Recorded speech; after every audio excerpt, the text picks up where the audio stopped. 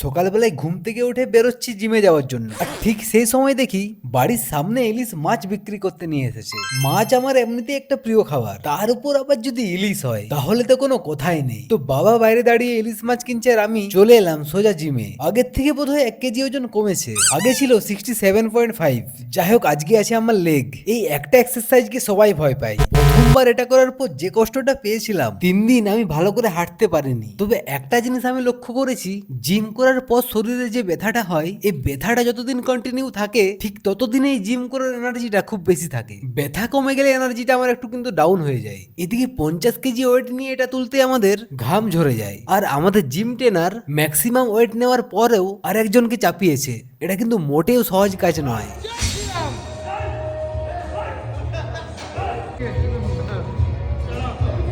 আমাদের জিমের ডিমোটিভেট।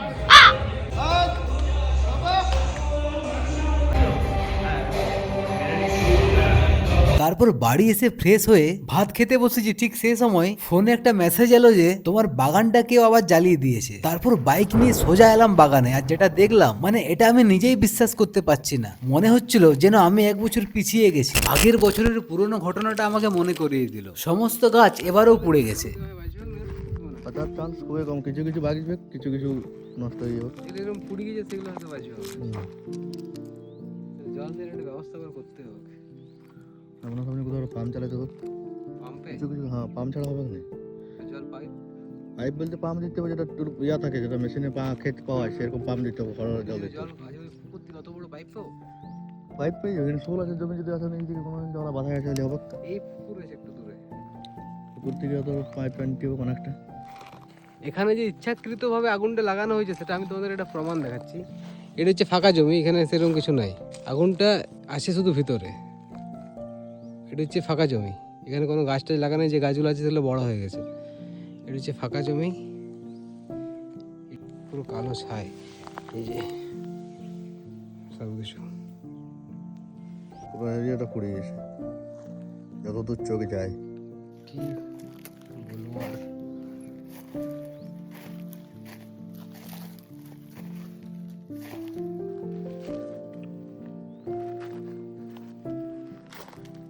দেখ এই সাইডে পুরো, এই সাইডে পুরো শুকনো শুকনো পাতা আছে, তার কোনো আগুন নেই এখানে, কোনো আগুন নেই। আগুন হয়েছে শুধু ভিতরে ওঠে। মানে এগুলো কেউ ইচ্ছাকৃতভাবে লাগানো হচ্ছে, জানি না কে লাগাচ্ছে। যে কৃষ্ণাকে ডাকলাম ড্রোনটা নিয়ে আসার জন্য, যাতে তোমাদেরকে পুরো ফুল ফুটেজটা দেখাতে পারি।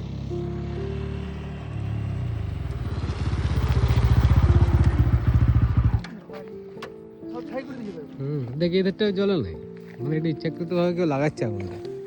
ওই সাইডটাতেও জ্বালানো নাই, শুধু বাগানটাতেই জ্বালাচ্ছে।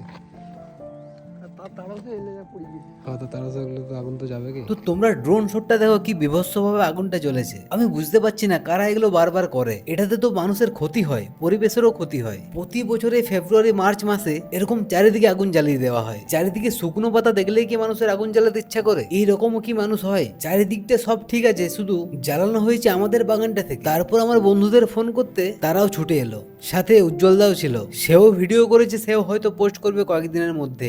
দিনটা যত ভালোভাবে শুরু করেছিলাম, শেষটা হলো তার থেকেও খারাপ ভাবে। দেখা হচ্ছে পরের একটা ব্লগে। বাই।